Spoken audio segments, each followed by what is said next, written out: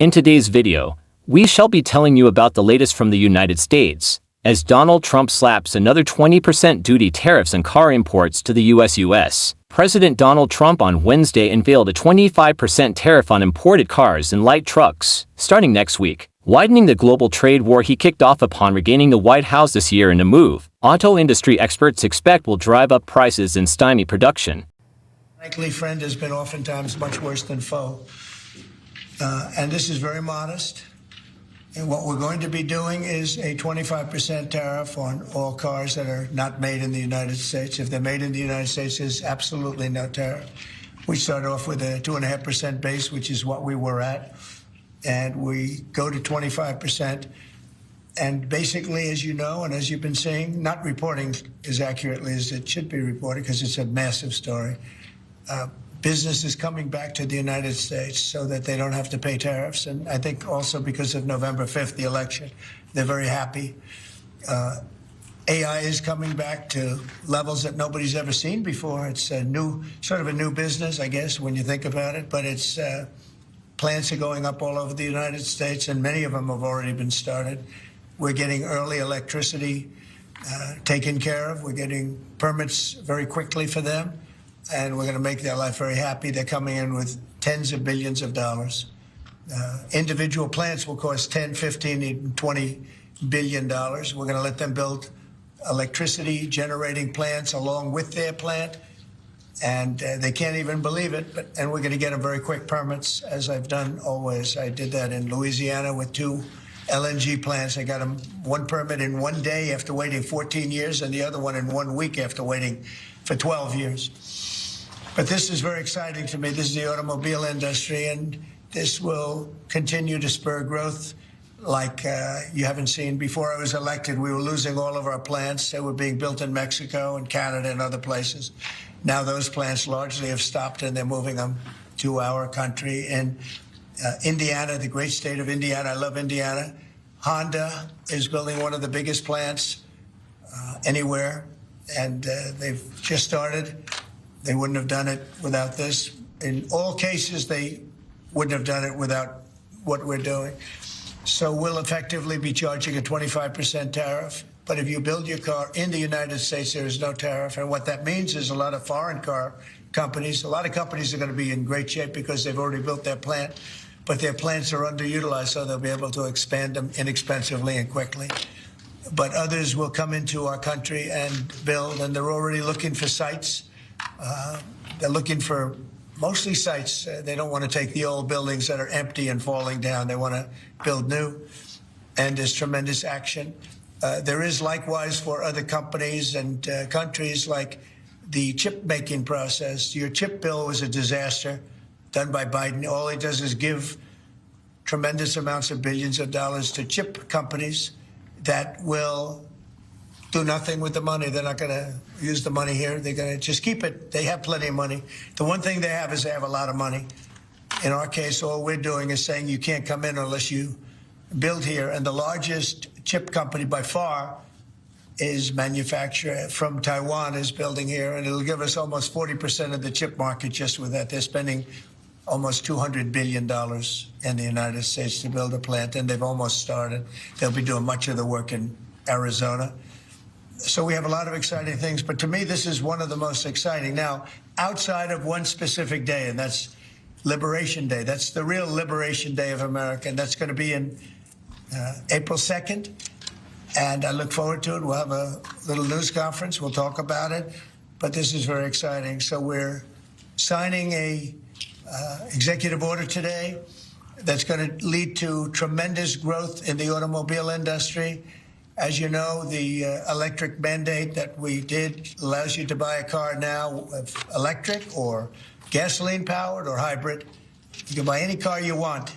We had it so that within a short period of time, you had to buy all electric, and the country could never provide the money necessary to build all of those power plants that you would need all over the country. As you know, in the Middle West, they built 8 power stations. That's like the size of this desk or smaller. And they ended up spending $9 billion on 8. And of the 8, 4 of them didn't work. and we're not doing that. So you can buy electric, or you can buy gasoline, or you can buy hybrid, or you can buy whatever you want to buy, and that's the way it should be. The market's going to determine that, and you're going to see prices going down, but it's going to go down specifically because they're going to buy what we're doing, incentivizing companies to, and even countries, but companies to come into America and build. And we're already setting records for new plants. I think the new plant number, the tally, is just within a period of a few weeks. It's very large. I want to be accurate. It's very large. And I'd like to ask Will just to come and give some of the basics, and then I'll sign it, and it's off to the races. I think our automobile business will flourish like it's never flourished before. Yes, please, Will. Thank you, sir. As you stated, we've prepared for your attention a proclamation imposing a 25% tariff on foreign-made cars and light trucks. This is in addition to tariffs that are already in place on those goods. In addition to, as you said, spurring increased domestic manufacture of cars and trucks, we expect that these tariffs will result in over $100 billion of new annual revenue to the United States of America in tariff revenue. I think ultimately we could probably anywhere from $600 billion to $1 trillion will be taken in over the relatively short-term period, meaning a year from now, but starting right away. I think we'll go from 600 to $1 trillion within 2 years. And I think we'll be right from the beginning, we're going to be at a very high number, right from the beginning. And right from the beginning, you're going to have a lot of construction jobs, but you're also going to have a lot of automobile jobs. So this is very exciting. During the course of that meeting, President Trump announced 25% tariffs against our auto industry. And this is a direct attack, to be clear, a direct attack on the very workers that I stood in front of, uniform workers I stood in front of this morning at the Ambassador Bridge. A bridge that is a symbol and a reality up until now of the tight ties between our two countries, ties of kinship, ties of commerce, ties that are in the process of being broken. We will defend our workers. We will defend our companies. We will defend our country, and we will defend it together. Les États-Unis sont divisés, et ça les affaiblit. Mais nous sommes plus forts quand nous sommes unis. Et nous sommes unis ici au Canada. Les syndicats, le gouvernement, les sociétés, les travailleurs. You know, this will hurt us, but through this period, by being together, we will emerge stronger. I think what's happened, and this was part of our discussion, over the course of the last several months, Canadians as a whole across this country, have gotten over the shock of the betrayal and are learning lessons.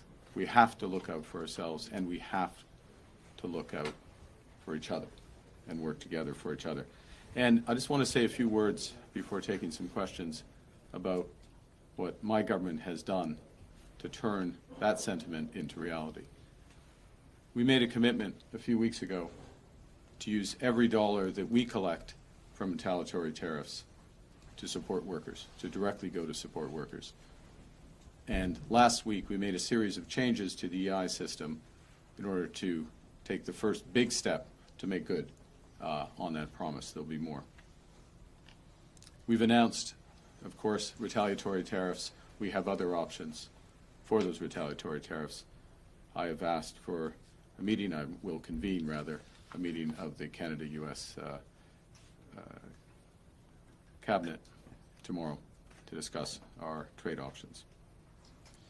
But we're also providing the option of major liquidity for our companies. We put in place an ability for companies to delay tax payments. We've put in place a large facility for our largest companies, some of them which may be affected by this, would be affected by this, to draw on liquidity in various forms so that they can take longer-term decisions without undue pressure from short-term unjustified actions. It's also why we focused, in part in anticipation of what might happen, on today's announcement that I made in front of that Ambassador Bridge for the $2 billion Strategic Response Fund. And the point of that fund, the point of government procurement, the point of linking up through supply chains, the point of working with labor, led by Unifor, is to build a made-in-Canada supply chain, a made-in-Canada option, so that we are less affected by these. Now, that will take time, but we are already putting in place the building blocks for that. To be clear, we are standing together, standing for Canadian workers across levels of government, and I would add that Premier Ford and I have discussed this already at length, and we will have more discussions in terms of our overall approach. But together, we are stronger. Nous sommes unis, et nous sommes Canada fort. And with that, I think we have time for 2 questions before I go to my next event. This evening, I will, je vais observer, je reviens à Ottawa ce soir pour d'autres réunions en ce qui concerne ces sujets. D'accord.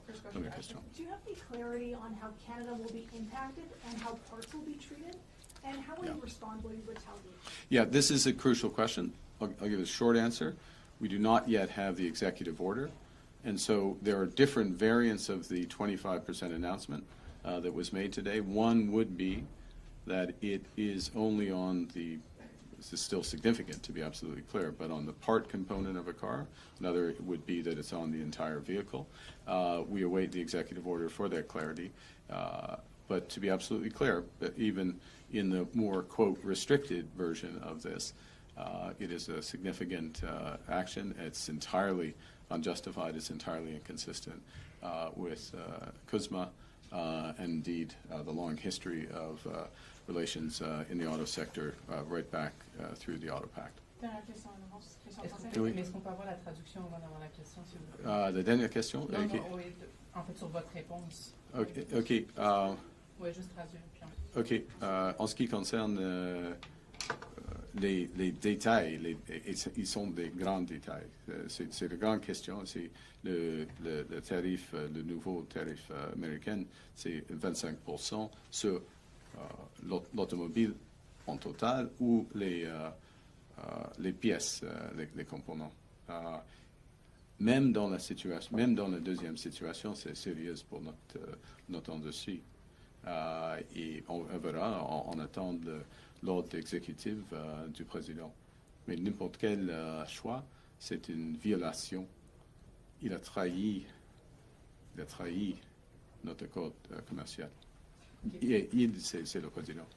Ma question, c'est est-ce que vous allez avoir une réponse immédiate? Quelle sera-t-elle? Okay. Et est-ce qu'il est temps de parler à M. Trump? Oui. Pour la deuxième partie, oui. Vous allez l'appeler? Oui. Quand? On verra. Tôt. Demain? OK, tôt. Ça suffit. Hein. Mais en ce qui concerne les options, nous avons des options, même pendant une période électorale. Nous avons des options d'avoir des reprises tarifaires. Alors, on va prendre des décisions après avoir la réunion du cabinet canado-américain.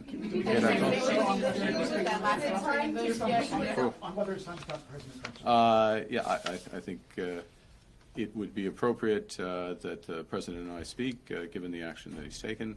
I'm sure that will happen soon. I'm not going to give you a precise timing on that. In terms of options, which was the second part of Ms. Martin's question, even during a caretaker period of government, we have anticipated this possibility. We have put in place the mechanisms so that if it is appropriate for retaliatory tariffs, and there's many considerations to be taken in those regards, and I want to have the meeting of our cabinet, Canada-U.S. cabinet, other considerations. We need to see the details of the executive order, but we will take the steps that are in the interests of Canadian workers of Canada. We are going to stand up for Canada. We're going to be united, and we will fight in a unified way. And I would say, if I may, and I will, Lana and Ms. Payne can speak for herself, obviously, the discussions that we've had, the discussions I've had with Premier Ford, we're entirely aligned in terms of the seriousness with which we're taking this and the seriousness of our response. Thank you very much. It's going to drop. It's dropping today.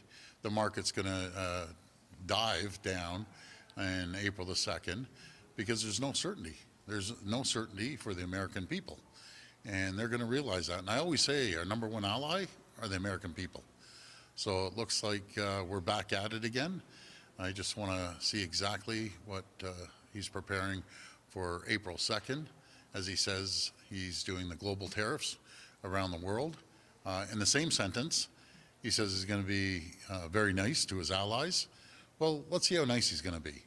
So we'll be prepared, and we'll convene the FMM, and I'll be speaking to the Prime Minister as we move forward over the next few days, as well as I spoke to him today. Are you ready to do the electricity tariffs at this point? Well, what I Export tax? Yeah, what I want to see, I want to see where he's coming from on April the 2nd. I want to take a Team Canada approach. I do not want to hurt other provinces on that, but I can assure you one thing. We're going to make sure that we inflict as much pain as possible to the American people without inflicting pain on the Canadian population. And that's the reason we've done 2 rounds of 30 billion and 30 billion. And the last 65 billion, it will hurt. I'll be very, very frank, but I've talked to a tremendous amount of people going to events, and I'm very transparent by saying we have 2 options here. We either roll over as a country, and he runs us over 15 times and gets what he wants, or we feel a little bit of pain, and we fight like we've never fought before. I prefer the latter. I believe in fighting, and we'll have a big impact on the American people. He thinks, you know, all he's doing is hurting the American people. He thinks the cost is going to go down for automobiles in the U.S. It's the total opposite. The costs are going to go skyrocketing. It keeps calling out countries. He's really pointing us out for the most part. Ontario. 50% of the parts within the vehicles are American. And, you know, how do you dissect? They were showing me drawings today of all the different parts from all over the world, by the way, that goes in one vehicle. A lot are Canadian parts. A lot of Canadian companies they have plants down in the U.S. I understand they have approximately 127 plants employing over 50,000 people directly. So let's see how they can dissect it.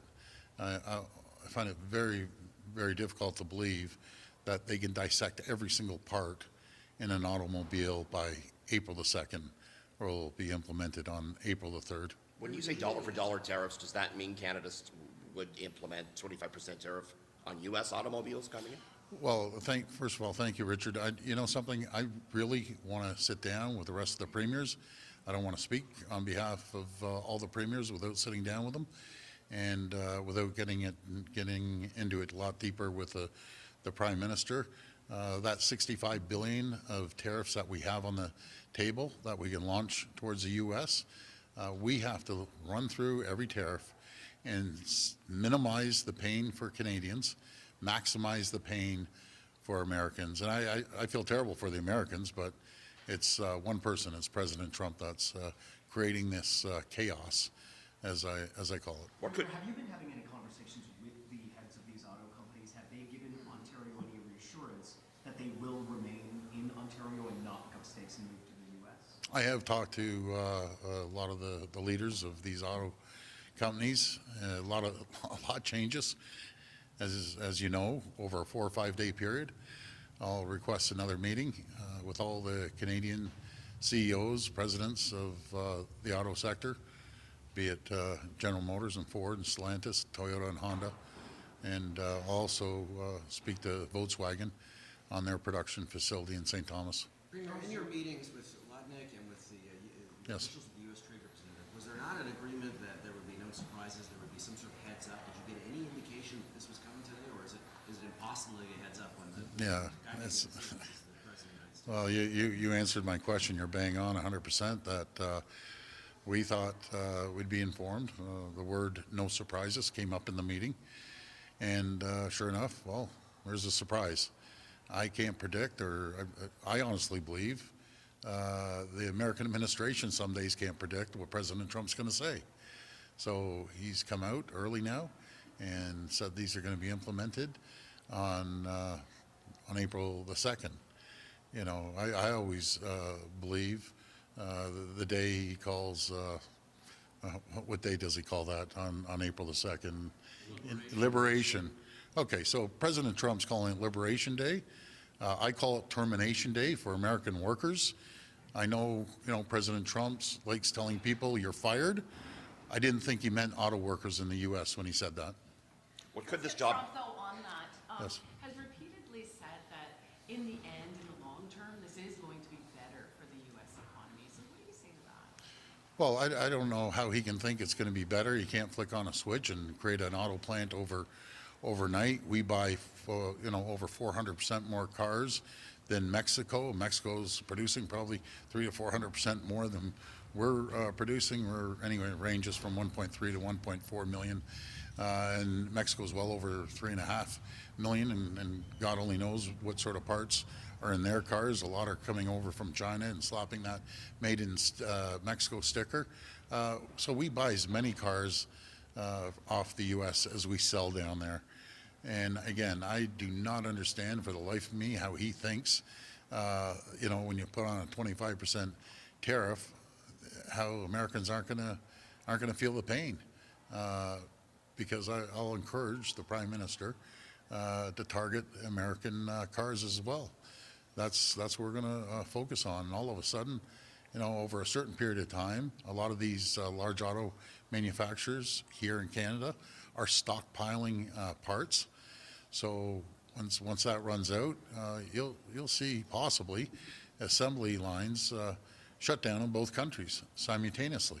When it comes to economic stimulus, will Yes. that be ready on the 2nd of April, or do you think Yes. you have to wait? No, I believe it'll be ready. I won't speak for the Prime Minister. He has mentioned a few numbers, and again, I'd rather him speak for the plan that he has, but we'll be ready. What about provincially, the billions of dollars that you've promised as well for companies to draw down from? Will that be ready on April 2nd? Well, we'll see what sectors that are hit the hardest, and we'll allocate a lot of those funds to the sectors that are hit the hardest, be it auto or anything else. And this is the tough part of negotiating with President Trump, not directly, but through Secretary Lutnick, is you don't know what's coming from day to day. You have to brace yourself, get ready, read and react.